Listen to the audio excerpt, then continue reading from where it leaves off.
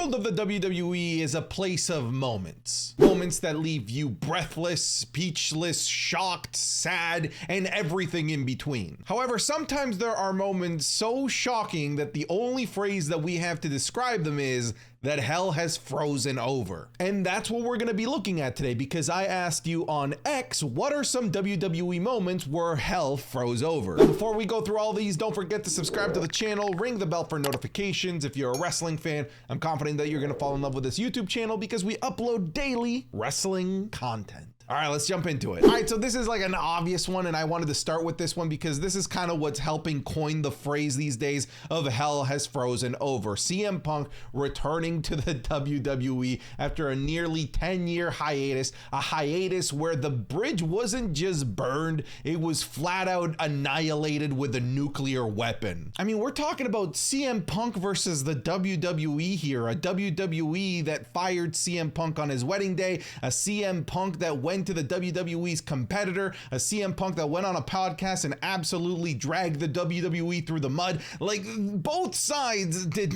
not see eye to eye, but somehow, some way, hell froze over and the WWE managed to bring CM Punk back to the WWE. That genuinely is not a sentence I'd ever thought I'd say. And many of you know how I feel about CM Punk. CM Punk to me is an incredibly special and important WWE superstar in terms of my fandom. Honestly, without CM Punk, I don't think that I continue watching wrestling throughout 2011 and 2012, and I don't think that I become a wrestling content creator. So to me, CM Punk can do no wrong. I'm the biggest CM Punk apologist on this platform. So it was just such a crazy moment to see him come back. And then on top of that, to have my reaction appear live on Monday Night Raw the next day. What?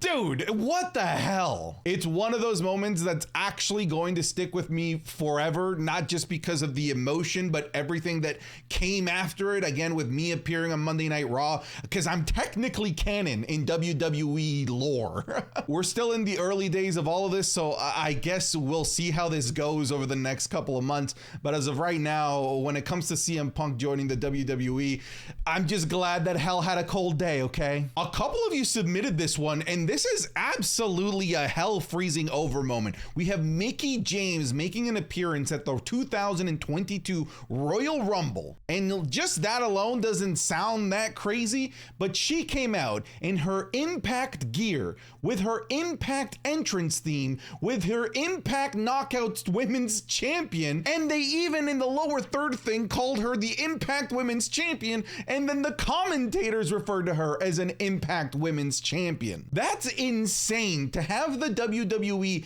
acknowledge somebody else's accomplishments outside of the WWE is one thing. They occasionally do that. But to have a different championship belt that isn't part of the WWE being paraded and being celebrated and being acknowledged on WWE television, dude, this is never going to happen again. Mark my words. I think we overlook this moment because it didn't really lead to anything. At the moment when it did happen, a lot of us were speculating like, oh my God, the forbidden door has been opened. WWE is gonna buy Impact. This is crazy. We're gonna have an insane crossover. But no, my understanding is that the story goes that WWE didn't even know that she was on Impact. And by the time that the Royal Rumble came around, the only way that Impact would allow Mickie James to be part of the Rumble is if WWE, tossed Impact some breadcrumbs and announced her as the Impact Women's Champion. So it wasn't a full forbidden door being open, but this is like the closest that the forbidden door, at least the modern day forbidden door, has actually opened its gates. Dude, 2022 was a wild year because it was also the year that Vince McMahon retired. And you know what's weird? Everyone at some point retires. There's like a few guaranteed things as a human, right? As a human, we all eat, we all drink, we all sleep, we all die, and we all eventually retire. But for some reason, none of those things feel like they are applicable to Vince McMahon because he just doesn't seem like one of us. He just doesn't seem human. But that's the thing. At the end of the day, he is just a human, and Father Time came, but I guess really it wasn't Father Time. It was Father Allegations came for Vince McMahon. Because if it wasn't for these allegations, I don't think that Vince McMahon ends up retiring from the WWE because, like I said, he's not human. And even though this retirement was more so like a quick little holiday getaway, it's still crazy to think that there was a tweet from the WWE announcing the retirement of Vince McMahon.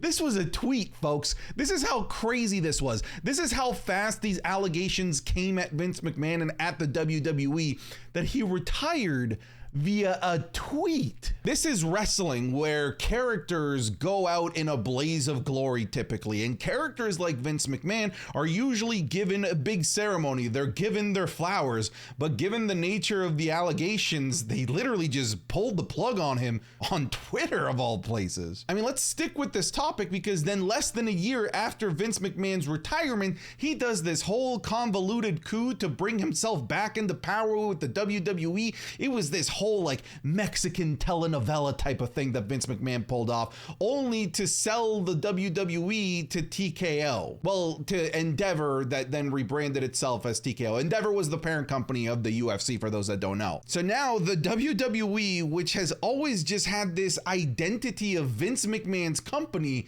is no longer Vince McMahon's company. We all thought that this was going to be a McMahon-ran regime for the rest of time, but no. Instead, Vince McMahon sold the company and eventually got pretty much ousted from this company as well, which in itself is kind of a hell has frozen over moment. But yeah, dude, we live in a world where the WWE and the UFC are a merged entity. That is hell freezing over. Because even though the WWE has had competitors throughout the years that are more direct competitors like WCW, TNA, AEW, things like that, the biggest competitor of the WWE ultimately was the UFC. They were the biggest competitor when it came to the pay-per-view game. So to see them being all melded into one umbrella, an umbrella that is not ran by Vincent Kennedy McMahon, is kind of mind-bending. Let's stick alongside this topic as well, and let's talk about the buyout of WCW. Now, the image that you're seeing here is the buyout of WCW happening in a WWE storyline where Shane McMahon comes in last minute and steals the purchase of WCW from Vince McMahon. But rest assured, at this point, Vince McMahon owns WCW. Now, he bought a disheveled WCW, a WCW that was severely lacking funds, a WCW that was going to die, a WCW without the major stars. But still, this is the same WCW that nearly put Vince McMahon out of business. The same WCW that beat Vince McMahon's Monday Night Raw for 84 weeks straight. It wouldn't have been crazy if 3 years before this, you were imagining a world where Ted Turner was the one that was purchasing WWE and merging WCW with the WWE as opposed to the other way around. Now, in the long-term scheme of things, they didn't really do much with the purchase of WCW. I mean, they did do this invasion angle, but that was with a watered down WCW, and that's because WWE, although they purchased WCW, were not able to purchase the contracts of some of the most highly regarded talent in WCW, like Goldberg and the members of the NWO, Sting, etc. So really the biggest win for the WWE in this buyout was that they bought out the competition and they got their entire video library, because aside from that, they didn't really capitalize on anything. But still, it's crazy to have the WWE just flat out buy the competitor that nearly put them out of business a few years before. It took 22 years for somebody to finally defeat The Undertaker at WrestleMania. I mean, to me, The Undertaker streak was this like untouchable thing. It was just a thing that existed. It was just a thing that was just perpetually there. So to have Brock Lesnar beat the streak was something that it took genuine minutes for me to even truly process what just happened.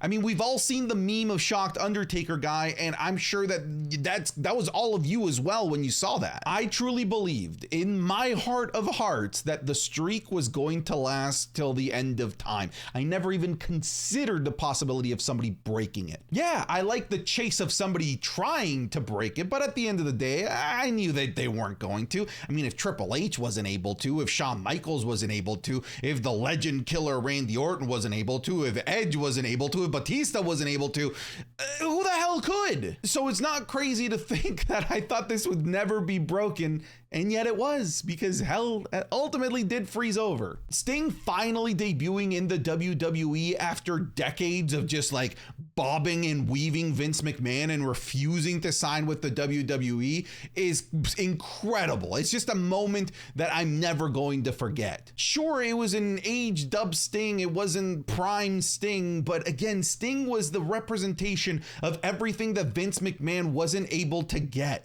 But Vince always manages to find a way, I guess, because he managed to bring the guy that he was never able to bring finally into the WWE family. Was it a monumental shift in the way that WWE operated? No, not really, because Sting just wasn't at a point in his career where he was a needle mover for the WWE. But that's not why this was a hell freezing over moment. Like I said, it was just something WWE was never able to do, so to see them finally be able to do it is why this is a hell freezing over moment. Bro, this is crazy to me. Okay, all right, we talked a little bit about the WCW acquisition by the WWE, but then Vince McMahon bringing in Eric Bischoff to join Monday Night Raw as the general manager is crazy. Eric Bischoff is the guy that nearly put the WWE out of business. He was the guy that would consistently do underhanded tactics like spoiling a pre-taped Monday Night Raw in order to gain ratings. When Eric Bischoff was revealed to be the next general manager of Monday Night Raw, Jerry the King Lawler literally said that he used to sit next to Vince McMahon and Vince McMahon would wish death upon Eric Bischoff. So to have Vince McMahon not just announce Eric Bischoff as the next general manager of Monday Night Raw, but to hug him for like what felt like 5 minutes and then celebrate him and basically just dap him up and fist bump him is crazy. Again, these are mortal enemies putting things aside for business. Holy shit, you want to talk about mortal enemies? How about the mortal enemies that were Vince McMahon and Stone Cold Steve Austin joining forces? In retrospect, a lot of people don't love this moment and a lot of people don't love what came about from this moment, but it doesn't change the fact that hell froze over at this time. I mean, this is the anti-authority Stone Cold Steve Austin, the guy that kicked a mud stump into Vince McMahon for the better part of half a decade. He made Vince McMahon's life a living hell and vice versa. And here they are shaking hands at the main event of WrestleMania in front of a Austin-friendly Texas crowd. I'll admit it felt a little bit forced, but still, I don't care. It doesn't change the fact that this is Stone Cold shaking hands with Vince McMahon. That's not okay. It's like oil and water. They shouldn't be mixing. A lot of you submitted this. Understandable, but I don't love the fact that so many of you are hindering Jinder. Look, I get it. Jinder Mahal winning the WWE Championship was incredibly out of left field, sure. But come on, we gotta move on past this moment. It was SmackDown. It was the land of opportunity, baby. But look, I understand. This is the most prestigious championship in WWE history. This is the WWE Championship. This has been held by Hulk Hogan, the Ultimate Warrior, Shawn Michaels, The Rock, Stone Cold, Brock Lesnar, so many legends.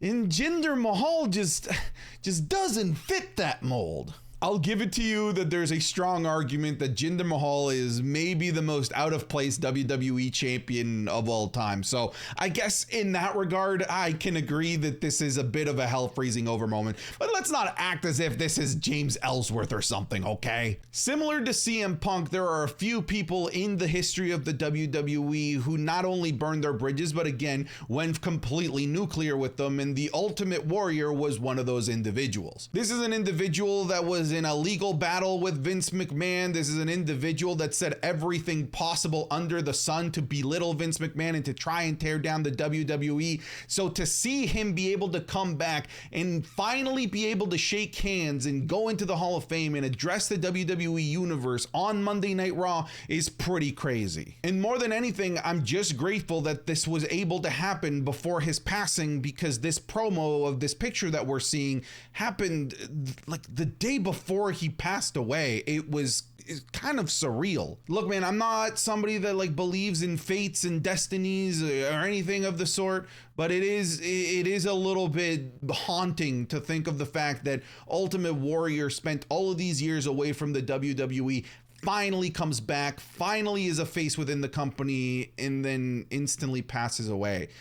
Oh man, makes you think. And in a similar vein to CM Punk and to the Ultimate Warrior, we have the return of Bret the Hitman Hart. He returned to WWE television in 2010 and did a program with Vince McMahon at WrestleMania. And yeah, sure, this wasn't some landscape moving kind of deal where Bret Hart was going to be the biggest needle mover for the WWE. No one believed that. But the circumstances in which he left, which was the Montreal Screwjob, really made you believe that this is an irreparable relationship with the WWE. Like, it was truly dead in the water forever. So to see the WWE be able to make amends with Bret Hart, have Bret Hart do a program with Vince McMahon, there was even a moment where Bret Hart and Shawn Michaels made amends. It's kind of insane. And again, this wasn't a needle mover for the WWE, but at the very least, it was like the WWE exercising a demon that was always in the back of their head, a demon that was always in their ear, bickering at them. So it was nice to see the WWE and Bret Hart be able to fully exercise that. And similarly to Eric Bischoff, we have the NWO appearing on WWE television. The NWO was the face of a WCW that was demolishing the WWE. This was the group that made WCW the cool wrestling show to watch. This was a group of ex-WWE guys that went over to WCW to help destroy the WWE. This was a group that was considered by many the most popular and most dominant faction in wrestling history, right alongside their Monday night counterparts, DX. And even when the WWE purchased WCW, the NWO was not one of those prized possessions that made its way over. It wouldn't be until 2002 when the NWO finally invaded the WWE, and admittedly, when it came to the whole concept of invasion, it felt a little bit too late. But it doesn't change the fact that it's the NWO, the group that ran show on Monday nights and nearly put the WWE out of business, is now appearing on WWE screens. All right, so those were the ones that were the most popular that was sent over on X. If you want to follow me on X, check it out. Just check the description down below. Anyways, that's it. I'm done. Get out of here.